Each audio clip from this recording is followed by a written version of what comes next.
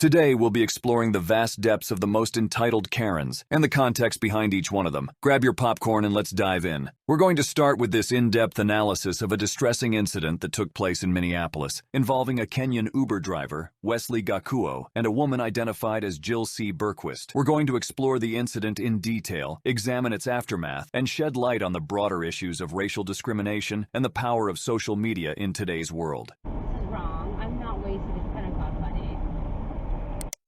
Jill Berquist got into an Uber that was being driven by Wesley Gakuo, a native of Kenya who had immigrated to Minnesota in 1999 and been living there ever since. The evening in issue took place on Hennepin Avenue in South Minneapolis, and from all appearances it was a routine event. The conversation that took place shortly after that would indelibly alter the way both of their lives would progress from that point forward. I'm calling Uber. Go back home now.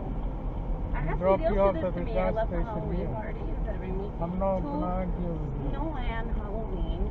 For a significant portion of the video, you'll hear the woman talk on her phone and we can't really make out what she's saying because of the car noise, but at times she throws a slur or a complaint at the driver, which you should hear better. Some Uber driver had 130 miles, and he took the back route to 100 North, and then the long way in through St. Louis Park to Uptown and Halloween. No, it doesn't make me feel. Go to Uptown, motherfucker. I'm calling. Yeah. Go to Uptown. Don't call me that. Go to Uptown now. You're making me uncomfortable. We'll call the cops. Call Uptown. them. Call them. Call them Go to right Uptown. now. Stop Call it. them. No, You I call want them. this man to go to Uptown. You call them. Go to Uptown, dude. You call No. them.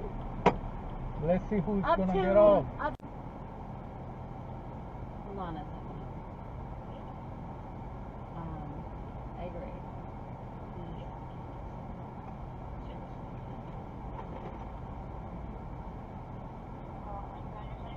I should be home pretty quickly. I'll be on the phone.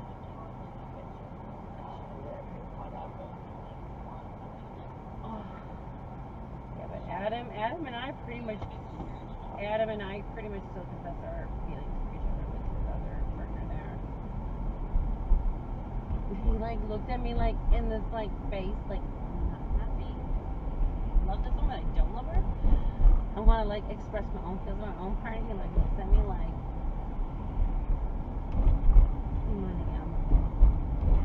And I'm like, I told you what I told you. This is not my home. Please continue. I'm on 2715. You say that this wasn't home. This is not my home. And I literally pulled over in the middle of the sidewalk and won't drive me home. No. No, there's nothing happening. You bitch. Can't even get out of your car, you asshole. Can you open up the f***ing door? Get me out! I can't leave! It's not opening, you Someone is clearly having a hard time grasping the concept of car doors. Just typical Karen behavior, nothing unusual.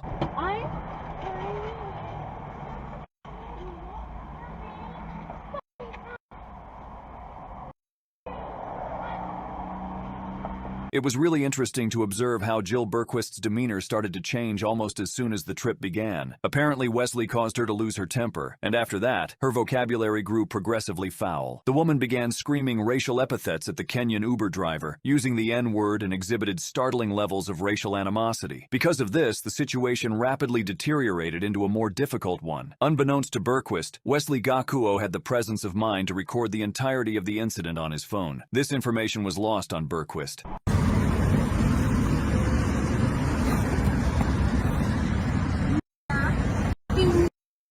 You low-life f***ing hustle f***ing stringers. You suck. I'm calling the police. They're gonna beat you up, you f***ing. I had a black man attack me and punch me in the face. Almost like 5 guys on Uptown, 5 guys. He punched me. A black man punched me. Black man punched me. He didn't want to bring me home. He didn't want to bring me home. He drove the wrong way, and now he's punching me. Please send the police. Please send the police. 5 guys uptown. Please send the police. I don't know who he is. He's an Uber driver, and he punched me in the face for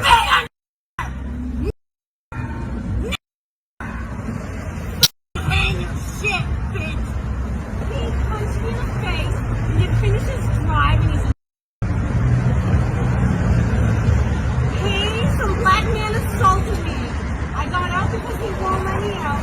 There's a black man that punched me. I said 5 days later. Please send the police. He's waiting. Please send the police for the black man that punched me. It is head to it. There is a Corolla something here.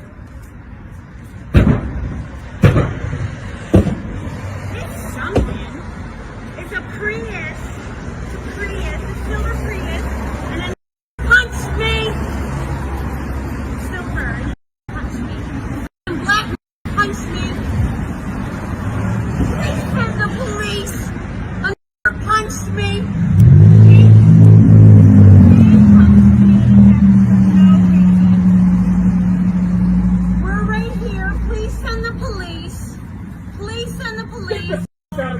Please. Let me just say, just when all seemed lost, an unlikely hero emerged from the shadows, a beacon in the enveloping darkness. Their courage was not born of extraordinary powers, but of an extraordinary heart. An everyday soul, a silent guardian, our unexpected savior. They didn't wear a cape, but rather a bathrobe symbolizing peace, quiet, and hope. Send the police. Get the out of my neighborhood. Police are coming. Get out of my neighborhood. The police are coming. Get the out of my neighborhood. Please send the police. Don't you ever No, he punched me in the face. Please send the police. You deserve this. Please send the police. I don't. There's 4 bums attacking me. Please send the police to uptown. Do Police it. are coming. Good. He punched me. The black man. Black man punched me. The police are coming. Don't touch me. He's a Get black out of my nigger. fucking neighborhood. This is my neighborhood. Don't touch me. My nigger. neighborhood. Police are coming. You don't live here. I do. No, you don't. I'm white. I live here. No, you don't. Black people don't live here. Yeah, you do. Please send the police. The man punched me in the face. Gakuo uploaded the video on YouTube in the days that followed, with the intention of drawing additional attention to the incident of racial prejudice that he had been a victim of. The extensive attention that the clip received on social media and the coverage that it got from a variety of news sites are both clear indicators that the recording had an immediate effect on its people. When Jill Berquist fabricated a slanderous complaint against Wesley Gakuo, saying that he had physically assaulted her, the circumstance quickly escalated into a far more dangerous predicament. Even while she was reporting the alleged incident to the emergency services, she used racial obscenities while she was on the phone with them. This was her final attempt to regain control of the predicament she found herself in. On the other hand, she had no idea that the whole discussion had been recorded on Gakuo's phone, which provided a thorough description of the order in which the events that had taken place had occurred. Because of the widespread dissemination of the film across various social media platforms, it was brought to the attention of the relevant authorities, which finally led to Jill Berquist being charged with a criminal offense. At first, she was charged with disorderly behavior in addition to fraudulently reporting a crime. The latter allegation was related to her assertions that she had been the target of a physical assault, and it was tied to her claims that she had been the victim of the attack. The charges that were brought against Berquist were founded on the evidence that was presented in the film. The incident was brought to the notice of the general public in a relatively short amount of time, which generated conversations about racism and accountability. In spite of this, the city attorney's office presented an amended charge that removed the count of falsely reporting a crime. This was an unanticipated turn of events. As a result of the fact that the logic that went into making this verdict was not immediately made public, a lot of people are perplexed and are asking how this may potentially alter the outcome of the case. Jill Berquist made her initial appearance in court, and the procedures of the legal case began once this appearance was made. Reporters and journalists followed the proceedings in the courtroom with a great deal of interest as they transpired, as the case gained a huge amount of attention from the media. The video clip was presented as key evidence throughout the whole of the trial. It was used used to demonstrate both the gravity of the incident as well as the racial epithets that were directed toward Gakuo. The actions of Bergquist were criticized by witnesses who had seen the film and expressed their disgust at being able to see them. After the occurrence, Gakuo received an overwhelming amount of support from a wide variety of communities on a scale that encompassed both the United States and other countries across the world. A significant number of individuals expressed their support for him and provided him with words of encouragement and empowerment. As the proceedings of the trial continued, Jill Bergquist was the target of a significant amount of public criticism for the actions that she had taken before the trial. Her racist rant and unsubstantiated accusations were met with criticism from throughout the world, and as a direct result of her conduct, a great number of people have requested that she be held accountable for her behavior. Bergquist's actions resulted in repercussions not just in his personal life, but also in his work life. There were rumors going on that her employer, which was a well-known corporation in the area, was looking into her behavior and debating the most appropriate response to take in light of the event. Jill Bergquist, who was coming under an increasing amount of pressure, gave an interview in which she expressed sorrow for the actions that she had taken before the interview. Atlanta Black Star News article reads, "Both Gakuo and Bergquist spoke with Minnesota's Star Tribune. Bergquist admitted that she should have never called Gakuo those slurs, but didn't back down from her claims that he held her down and hit her. Gakuo, 47, told the Star Tribune that he has never experienced a racist verbal outburst since moving to Minnesota. He's originally from Kenya, but moved to the States in 1999. He also said he doesn't hold any hard feelings against Bergquist. As part of her public apology, Bergquist acknowledged that she was responsible for the mental anguish that was experienced by Wesley and the greater Kenyan community as a direct result of her conduct. She resolved to further educate herself on the consequences of racism and to work toward the objective of being a person who is more empathic and understanding of the perspectives of others. After carefully considering all of the evidence presented, the judge eventually made his decision public. Because Jill was judged to be guilty of disorderly behavior, it was necessary for her to endure the consequences that were appropriate for the actions that she had taken. The aftermath of the event brought to light the resiliency of people like Wesley, who defied prejudice and inspired others to join the fight against racism. These individuals were recognized because of their role in the aftermath of the tragedy. As we move on, let us not forget how important it is to foster empathy, understanding, and unity in order to establish a society that is more sympathetic toward individuals of different backgrounds and welcomes them with open arms. We hope this video has sparked meaningful conversations about racial discrimination. Here we have yet another incident involving a woman arguing and fighting at a skate park in Austin with teen skaters. The whole footage was caught by one bystander from the group. The video has gone viral, and even memes have been made about this particular woman. We'll dive deep into the details of the confrontation. I'll share my thoughts on the situation, and we'll follow up with the aftermath of the incident. So let's get right into it. As the video starts, Karen, bizarrely barefoot, confronts one of the skaters. It's puzzling why she's not wearing shoes in a skate park environment. Her aggressive tone and words indicate that something might have triggered her emotions, but it's not immediately clear what that might be. I need to mention that there will be moments in the video that go against the YouTube guideline policies. Therefore, you'll notice some deliberate video stuttering to compensate for that. Who says I need help? It looks like you need you help. call the cops. Like, Why are you out of your way? you put your hands on me. I swear. Well, you're the one that When she shoves the young skater, he tries to back away, attempting to avoid any escalation. He's holding his skateboard, surrounded by his friends and many others witnessing Karen's behavior. She's not only arguing, but almost ready to fight as she's almost punching his chest. A friend of the teen skaters is recording everything on his smartphone camera and laughing at the situation. Karen gets angrier as she notices everyone watching her bad attitude. Things escalate when another teen skater responds by pouring water on her. called. You're the one that called me. Oh! You asked for it. You asked for it. Yeah, that was fire,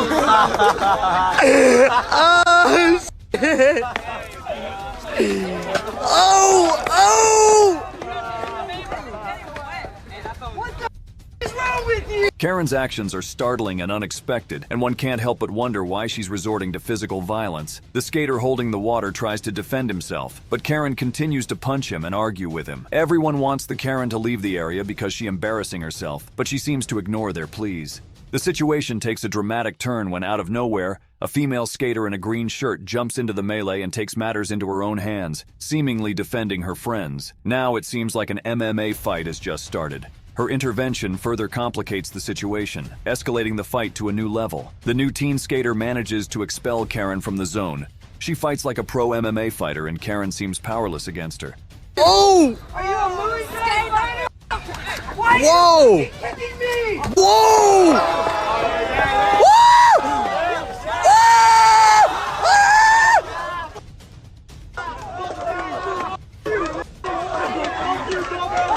Despite being beaten up and thrown over the wall, Karen doesn't leave and continues arguing, ignoring everyone's requests to leave. Now the police arrive at the scene. The arrival of the police should bring some relief, but unfortunately it doesn't seem to help. Karen persists, arguing with the officers while everyone continues to ask her to leave. Don't talk to me anymore. I'm sorry. Cops never.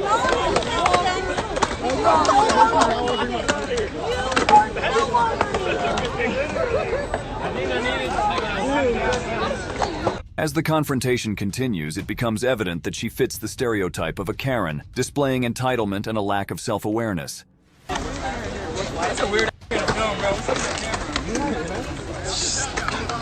We do not have consent of her recording us. Hey, your phone's on. Where's your phone? I mean, I know you're in the state of mind of kick strangers.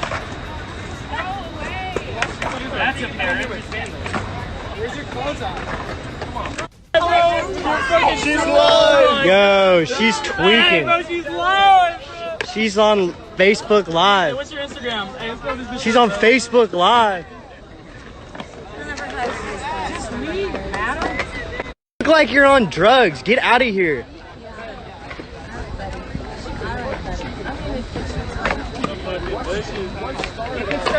Nowhere to hide. Yo, that's scary.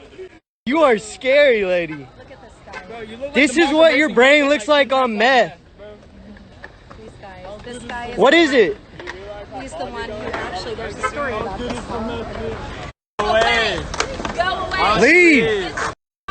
The skaters and Karen seem caught in a cycle of aggression and confrontation, and it's challenging to pinpoint the exact cause of their animosity. The use of bare feet as a weapon is peculiar, and it's unclear if there's any significance behind her decision not to wear shoes. It could be a form of intimidation or just an impulsive reaction to the situation. At the end of the video, we see police officers arresting her and handcuffing her. Police officers initially asked her to leave because creating such an environment in a public place was against the law, but she kept on recording and arguing with the teen skaters, who were even scared of her. When the police arrested her, the teen skaters shouted with happiness and asked the police to take her away. Why won't you leave? You have my purse. Did you steal my purse? Bro, yeah, I stole your purse. Right here. Barefoot bitch. Call cops here. They asked me who you were. You're from Tennessee? Knox? Honey, I'm from Tennessee and I don't look like you. So why do you look like this? Get the f out of here. Oh, shit. We all start doing the Ow! Thank you. Take her away, boys. Take her away. After this incident, the footage went viral on TikTok and YouTube, racking millions of views. The woman in green who jumped to defend her friends received much appreciation on social media. Laura K. Lewis, the woman involved, was arrested and charged with assault by contact after officers witnessed her attack. Viewers on social media expressed admiration for the woman in the green shirt, praising her for coming to her friend's defense. Comments poured in, with one reading, "My utmost love, respect, and kudos to my sister in the green top, who literally kicked that pathetic, miserable, and disgusting Karen's straight to the curb. I'm so proud of you, ma'am. You literally are a rock star. Keep rocking." Another comment read, "The skater girl won my heart. That's the type of woman I want to marry." Since the incident went viral, many people have created memes about it on various social media platforms. From a legal standpoint, several issues arise in this case. First and foremost, there is the matter of assault and battery. Karen's physical aggression towards the young skaters constitutes assault, as she displayed an apparent intent to cause fear or harm to the victims. Additionally, her actions of actually kicking and shoving the skaters can be considered battery, as she made harmful physical contact without their consent. The woman in the green shirt's intervention also raises legal questions. While her intentions may have been to defend her friends, her actions could be construed as assault as well. In many jurisdictions, self-defense laws allow individuals to protect themselves or others when faced with imminent harm. However, the law typically requires that the response be proportional to the threat faced. Thus, whether the woman's level of force used was justified may be a point of contention in the legal proceedings. Moreover, there could be civil claims arising from the incident, such as emotional distress. The young young skaters who were assaulted may have grounds to pursue a civil lawsuit against Karen for causing them emotional distress and trauma. Additionally, Karen might also consider legal action against the skaters if she believes their actions were unwarranted and caused her emotional distress. Additionally, laws related to recording and consent vary from one jurisdiction to another, making it essential to understand the specific regulations in the location where the incident took place. Some regions require explicit consent from all parties involved before recording and sharing footage, while others may have more lenient laws concerning recording in public spaces. Live streaming the incident on social media platforms like Facebook amplifies the potential impact of the unauthorized recording. The video's wide dissemination could lead to further privacy violations, as it exposes individuals to a larger audience without their consent. Hope you enjoyed yet another analysis of a viral Karen incident. What are your thoughts? Leave them down below. The video I'm going to cover today is a spectacle like no other. As always, we find ourselves delving into an incident of a woman who directed a viral racist tirade at an innocent couple enjoying a leisurely walk with their young daughter. In the clip, our mobility scooter Karen can be seen driving around an area of the boardwalk directing racial slurs at Rabia Zamir, filming the clip along with her husband and at least one other friend. The incident purportedly took place at Port Perry waterfront in Ontario, Canada. At first, Rabia remained silent, listening to her, but then she decided to confront her and started recording the incident, after which she uploaded on TikTok. Let's watch the video. You want to say it to my face? Yeah, I can say it to your face. You f***ing ugly packy. Get out of my town. What are you? I am your wife, you mother. You get the f*** out of my town. Off to a not-so-great start. The video starts with Rabia recording the Karen, and we see both of them exchange a few lines with each other, after which our Karen drives her scooter farther away and continues bad-mouthing. We can also hear Rabia's husband shouting back, calling the Karen a racist bitch. It escalates the situation, and the Karen on the scooter becomes even more annoying. You're talking to me. You racist. You racist. Nothing to me. You're f***ing stinky. Rabia and her husband were Pakistani Canadians. Many viewers claimed that Rabia looked particularly Pakistani. As you know, Pakistani Muslim women often wear hijabs. We can't see Rabia's face in the video because she was the one who was recording the video, but I guess she might have worn a dress that looked especially Pakistani, or probably she had worn the hijab. Nevertheless, our Karen on the scooter here clearly had issues with her outfit, but the fact of the matter is that it's not against the law. You can wear whatever you wish. We witness lots of Muslim women in Western countries who wear hijabs, and that's totally fine. Everyone is accepting of their outfit preferences, and there's no bullying involved. Now, what's more interesting is that the Karen on the scooter refers to the language. Maybe she noticed the family speaking in Pakistani or some other language when talking to each other, but she doesn't like that and starts going on a racist tirade. But once again, we know that the law says everyone has a choice to speak whatever language they want. Look at your feet. Look at my feet. Yeah, you know what? I'm a witch. We're supposed to be grounded. You want to f with me? You'll see what happens. I hope you follow the water. We're waiting. Come back. It's okay. Don't She has some issues. She's saying it to everybody. For my parents, the spices, disgusting. In the language. I'm the Canadian here. I'll speak my languages, but you and yours. Everyone in the entire park witnesses this chaotic and rather disturbing scene. Some people gather around the couple to see what's happening. Rabia's daughter watches her parents quietly, looking rather confused about the situation. Soon, our Karen hops back on her scooter and approaches her audience. At that point, everyone wants her out of the park, but our Karen here doesn't budge, saying that she's Canadian and has a right to stay. She keeps bad-mouthing them and starts making rude gestures, raising both of her middle fingers and waving them in the air. Rabia's husband tells her that she's lucky they have their child with them. Otherwise, he might have reacted differently to her behavior. It's actually quite entertaining. I don't have to goodbye. You don't even live here, so f you. Lucky you have my child, and you're older. Otherwise, you're Oh yeah? You scare me? You scare me? Kids all I don't around. care. They We're in don't a park. understand English. You scare me? Go home. The situation becomes more tense and heated. The Karen gets even angrier and taunts them, asking if they are scared of her. But just look at her. Not only I don't find her intimidating, but as someone in the crowd mentioned, I find her quite entertaining. You know what scares me? Hey, not in front of my daughter, man. Chill out. Don't swear in front of my daughter. I have my daughter in my house. You know what? Don't f***ing talk your language in front of me then, and I won't. She's speaking I don't even know your language. my language. Otherwise, f*** you. At this moment, a bunch of locals gathered and they stepped in to deal with the situation. First, this young bystander approaches the Karen and asks her to stop her behavior. Rabia even posted a message in the video's caption, thanking the locals for their support and respect. The bystander lets the Karen know that she is in a public place and is concerned about why she's freaking out so much. Instead of feeling any shame or leaving the park, our Karen gets even more worked up. And guess what? Continues voicing her irrelevant opinions. The bystander points out how embarrassing she looks and a nearby man agrees, saying, exactly. But that doesn't stop the Karen as she continues fighting and arguing with everyone around. You get out of here! I don't have to! Why are you freaking out? You're in a public place right now. You know how embarrassing you are? Look at you! No. Look at everybody around you. How many colored people are around you right now? Just go home. Wow.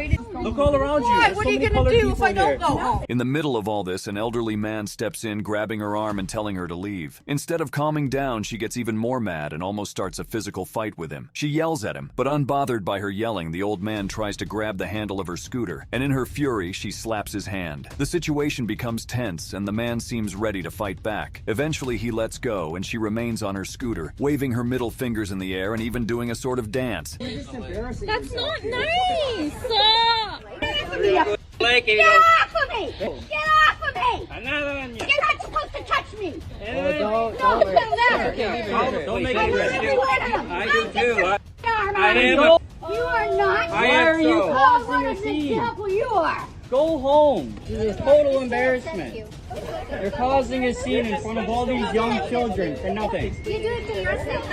You do it to yourself. The video quickly became viral, racking up millions of views. Eventually, the Karen got arrested by the Durham police. She was a 61-year-old woman from Scugog, but even after researching, I couldn't find her name. Rabia's TikTok account is also gone now, and the official video has been deleted. However, it's still available on Reddit and various other platforms. Social media users were furious at how she had no regard towards others and continued her bad behavior, even in the presence of a young girl and many other innocent kids at the park. People demanded severe punishment for her, with some even calling for a 20-year sentence. But let's be honest, that's quite a stretch right there. More like just flip the scooter over and that's it. Now, there are many legal aspects involved here. The first legal aspect is related to hate speech and discrimination. Hate speech laws in Canada aim to protect individuals from expressions that promote hatred or incite violence against a particular racial, ethnic, or religious group. The Karen's use of racial epithets and derogatory language could be considered hate speech. Secondly, there is the issue of causing a disturbance. The Karen on the mobility scooter was charged with causing a disturbance, which is a criminal offense in Canada. Her actions were offensive and abusive and caused distress to the couple and their young daughter, as well as others present at the scene. The intervention of several locals to calm the situation further demonstrates that her behavior was disruptive. Thirdly, the involvement of the couple's daughter in the incident raises concerns about child endangerment or child welfare. The young child was exposed to a hostile and racially abusive environment, which could be considered harmful to her well-being. This aspect could result in additional charges or implications related to child protection laws. Lastly, there could be a civil aspect to the case. The couple who endured the racist abuse may choose to pursue a civil lawsuit against the woman for emotional distress, defamation, or violation of their human rights. The availability of civil remedies depend on the specific laws and regulations in Ontario, Canada. Ultimately, the incident serves as a reminder of the importance of addressing and combating discrimination, and it highlights the need for individuals to be held accountable for their harmful actions, even in public spaces. It also demonstrates the power of social media in bringing attention to such incidents and the call for justice. As this incident has gained widespread attention and sparked public outrage, it is crucial that appropriate measures are taken to address such occurrences and promote a more inclusive and respectful society to prevent similar incidents in the future. So, what are your thoughts on this whole situation? Tell us in the comments below. Thanks for watching.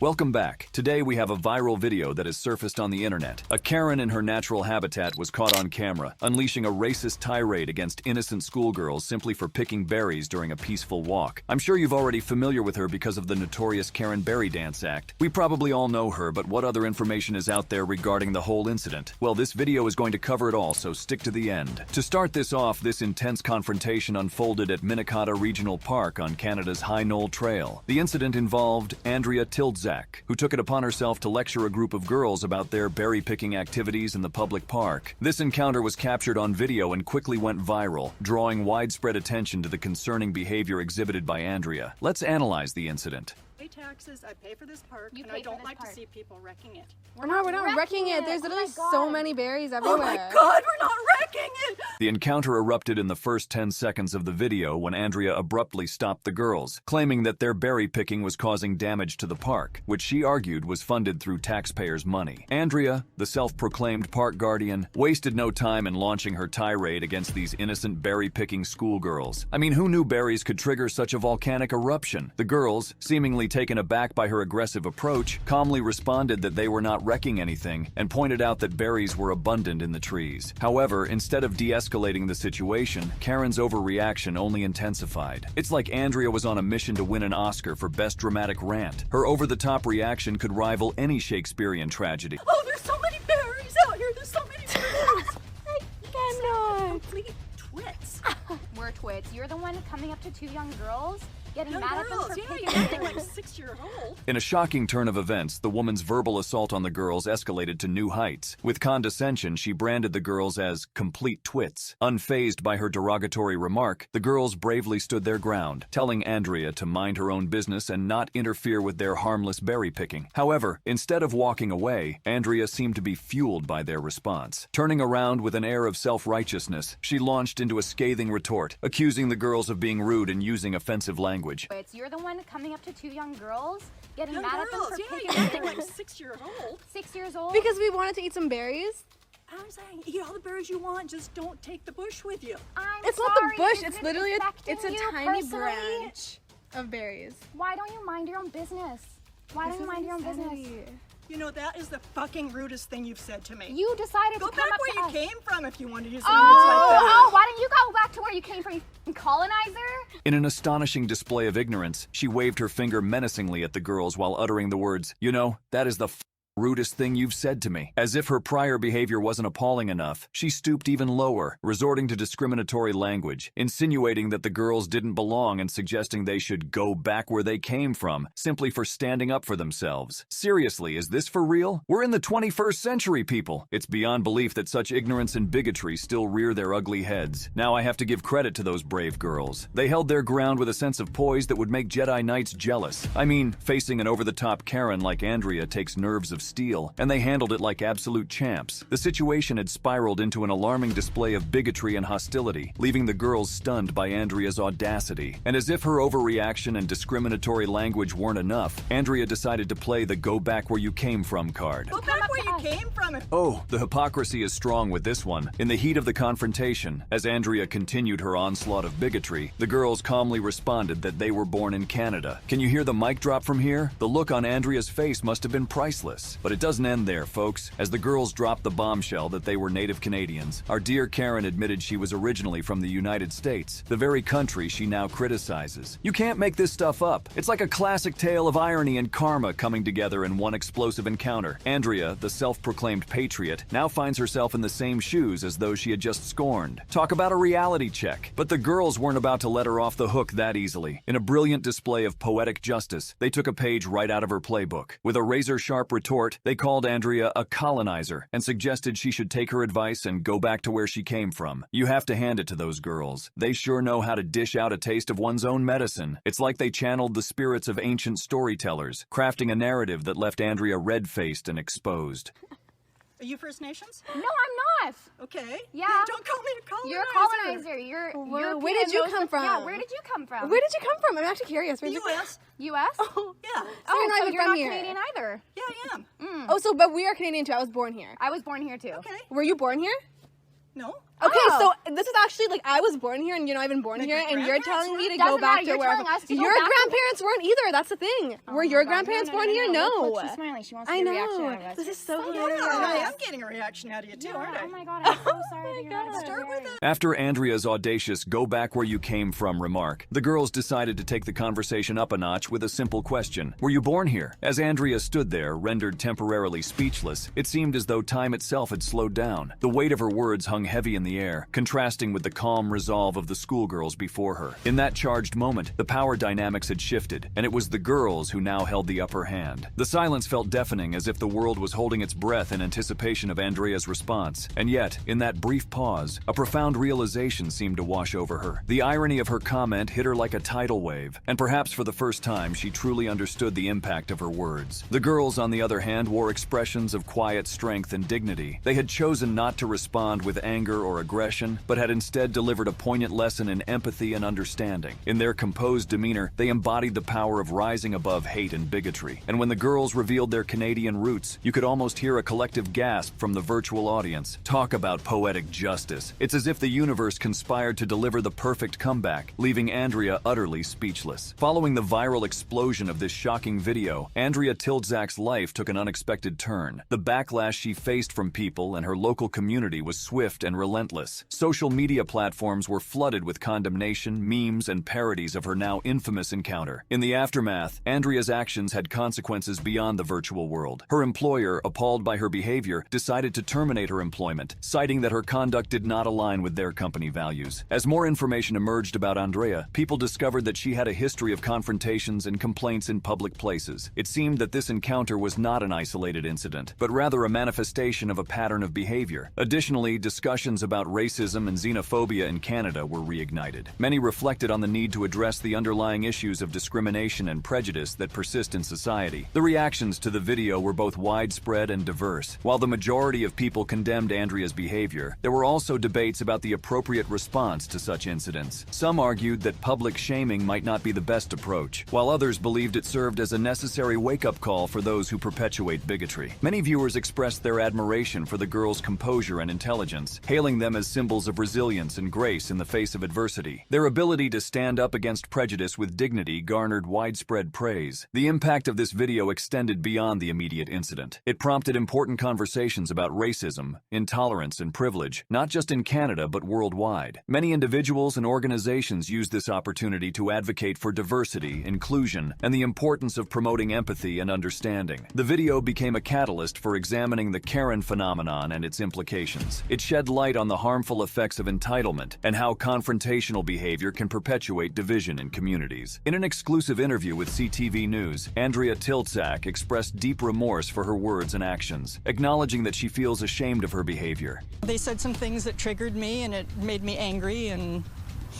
I said some things that I shouldn't have. Andrea Tiltzak agrees her comment was racist, but says it's not what she intended to say, and that in the heat of the moment, her words simply came out wrong. Reflecting on the incident, Tiltzak admitted that the girls' responses triggered her anger, leading her to react in a way that she now deeply regrets. She candidly stated, "I said some things that I shouldn't have." Coquitlam Mayor Richard Stewart was among the viewers who witnessed the shocking encounter with Karen, and he was far from pleased with her behavior, just like hundreds of others. Mayor Stewart expressed his anger and disappointment, condemning Andrea Tiltzak's comment, "Go back to where you came from," as utterly unacceptable. However, he did add a touch of wit to his disapproval, saying, "It's never acceptable unless you're speaking to a racist from the United States and asking her to perhaps take her attitude back to where she came from." With that sly remark, Mayor Stewart struck a chord with viewers, highlighting the irony of Andrea's discriminatory language. His response resonated with many, emphasizing the need to address bigotry and intolerance wherever it arises.